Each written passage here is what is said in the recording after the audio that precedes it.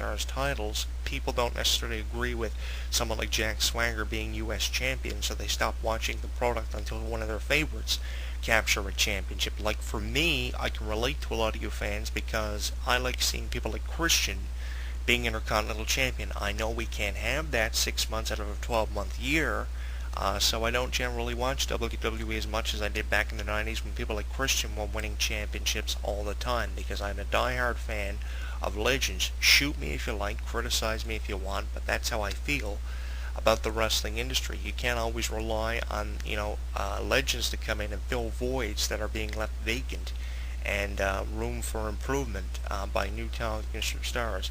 And whether we like it or we don't, AJ being the Raw General Manager is just another effective way WWE believe to promote new talent.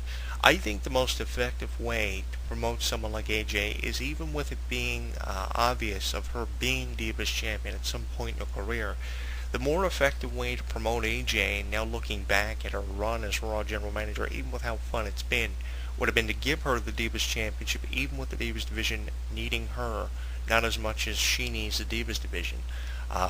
I think that it's kind of weird, seeing her as the Raw General Manager. It's something that, it takes time to get used to. She's not a Mike Adamle. At least she's got that going for her.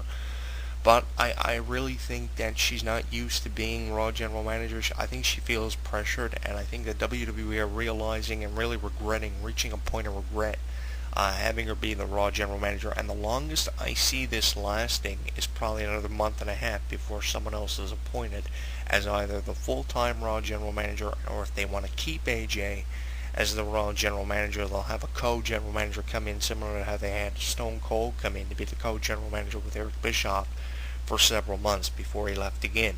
But I really think that WWE are reaching a point where they're realizing that making AJ the Raw General Manager was the wrong move. And do we sit here, or do we applaud it, or do we regret that WWE are taking AJ away, because that takes away the unpredictability a little bit?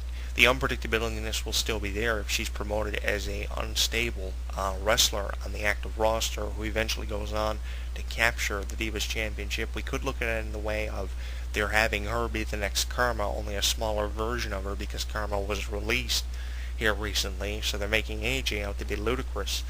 But I can't see that either. The only thing left for AJ to do, if she is taken out as the Raw General Manager by frustration from several superstars like CM Punk and Jack Swagger, who recently walked out on Labor Day, is to have her win the Divas Championship from someone like Caitlyn, promoting AJ as an effective heel. A heel turn is something that I see forthcoming as well for AJ's character, which is something I was hoping for my several written columns about AJ's career and the direction of it, and I'm happy we're going to get that with the recent loss of her mind on Raw, breaking down crying at the conclusion of a recent 3-hour Raw when John Cena picked her up and walked out. It kind of, leads me to believe that AJ's going to be a heel character as the general manager for several months and inflict punishment on those who walked out on her. Again, it seems like WWE are repeating history for the 600th time, upping it from an additional 500 times to another 100. It seems like WWE are kind of repeating history again. Triple H, the walkout, now AJ, suffering from the same thing. I'm sick of seeing the same thing time and time again on wrestling, but again, it's because WWE kind of do storylines, and then they get to a point in the road where they don't know what direction to take the storylines in, and they reach a point of regret. So I think eventually what's going to happen here, we're going to see AJ, taken out of the role of Raw General Manager. She's going to go back to someone on the active roster, being promoted as a heel, mentally unstable diva who's going to eventually win the Divas Championship, and then we're going to see someone more effective as the Raw General Manager. And then there have been various rumored Raw General Managers to come in and replace AJ. We're just going to have to decipher who's going to be General Manager and who isn't. I invite you to send us your suggestions as to who will be the next Raw General Manager on our Facebook page at facebook.com/HEW Entertainment, and to send us a tweet with some of your suggestions as to who will be the next Raw General Manager on Twitter at twitter.com/JonathanClarke1. You can also send us some comments on our YouTube channel at youtube.com/JonathanClarke22, and check out the new layout of our Facebook page. It looks awesome. Facebook.com/HEW Entertainment. Last night was opening night in football season in the NFL. The very first game was won by the Dallas Cowboys. That was unexpected. Heard that in the sports reel this morning. 24-17, with the Giants coming up a little bit short after a phenomenal Super Bowl last season. The Giants losing their first game of the new NFL season. Let's hope they can rebound off of that.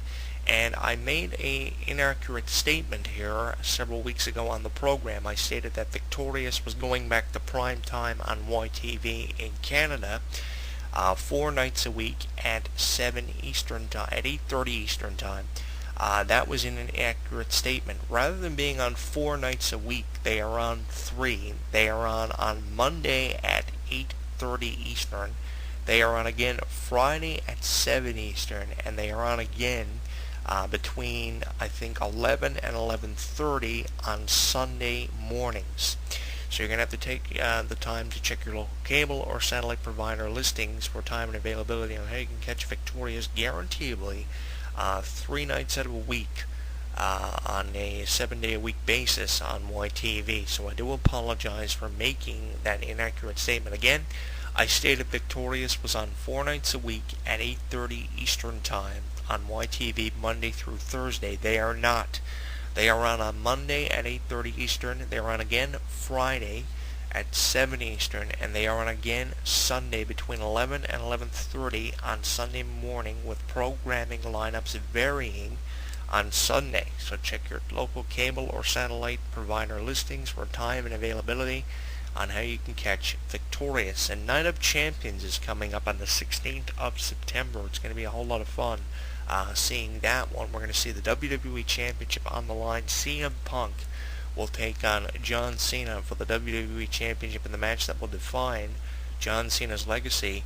And I reported that there's going to be a 3-way between Randy Orton, Sheamus, and Alberto Del Rio for the World Heavyweight Championship. That match will not happen.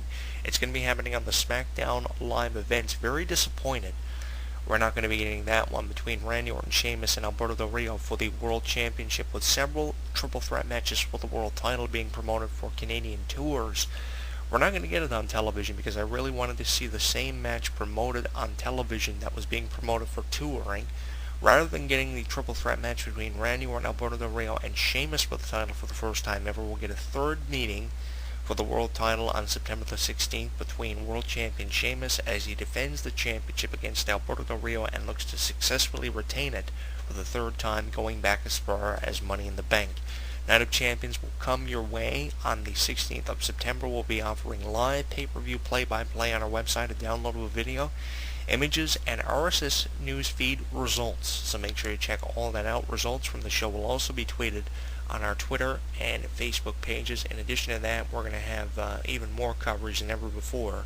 So make sure you keep checking back frequently on our website for additional information on Night of Champions coverage, and TNA Bound for Glory, of course, coming up in October, which is the biggest pay-per-view every year for TNA Wrestling. So a lot of stuff going on. We've got the NFL season opening up last night with a victory coming from the Dallas Cowboys, who generally bite the dust, with a victory of 24-17 by the fourth quarter. And Victorious on 3 nights a week in Canada. Check your local cable or satellite provider listings for time and availability on how you can catch this fantastic children's show. Monday at 8:30. Again, Friday, with an absence of several days in the week. They'll come on Friday at 7 Eastern. And then again, between 11 and 11:30 Eastern on Sunday, all the cast members of Victorious tag along for an incredible show. It's worth you want to check it out. They're in there with iCarly, Big Time Rush, and a movie at 8. With the Monday night lineup of the Big Fun Weeknights being the most impressive night of the week. You have everything from How to Rock to a brand new edition of The Next Star, and Victorious coming in at 8:30. It all leads up to a brand new Victorious every Monday, with Tuesday to Thursday having a special edition of Wipeout and America's Funniest Home Videos. Go to YTV.com for additional information. I'm your host, Jonathan Clarke. Thank you for joining me for this incredible edition of the show, the 1170th edition, where we took a look at AJ's future as the Raw General Manager. Skeptic, uncertain, are some of the words I can use to describe the position that AJ's career is in right now.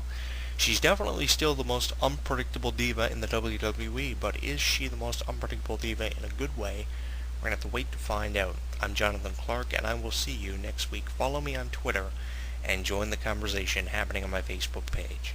Maniacs. With a large inventory of shirts, replica belts, and action figures you can obtain your need for wrestling merchandise. Remember that we get fresh stock weekly, so don't forget to check it out. Also, with items coming in faster than Toys R Us and Walmart, you should never become disappointed. Plus half the price on WWE.com. Remember, that's www.madmaniacs.com.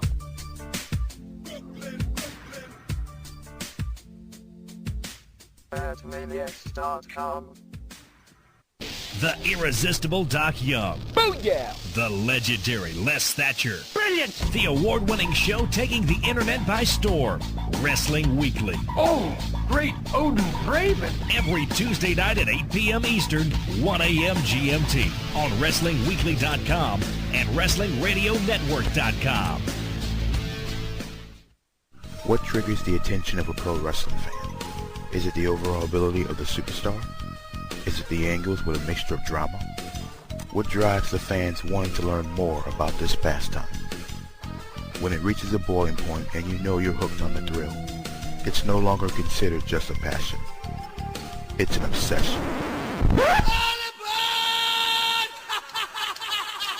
Your favorite all-in-one online wrestling site has changed. That's right, wrestling fans. If you are obsessed with everything wrestling, check out the same site with the new name, Online World of Wrestling. As crazy as it may sound, the same content you have come to know, expect, and rely on is still there on every single page of the site under a new name. If you're looking for the most comprehensive information on the entire world of wrestling, then head on over to www